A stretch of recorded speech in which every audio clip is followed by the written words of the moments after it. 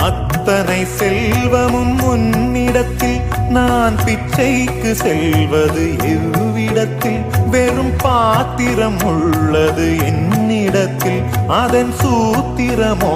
அது உன்னிடத்தில் ஒரு முறையா இருமுறையா பல முறை பல பிறப்பெடுக்க வைத்தாய் புதுவினையா பழவினையா கணம் கணம் தினம் என்னை துடிக்க வைத்தாய் பொருளுக்கு அலைந்திடும் பொருளற்ற வாழ்க்கையும் துரத்துதே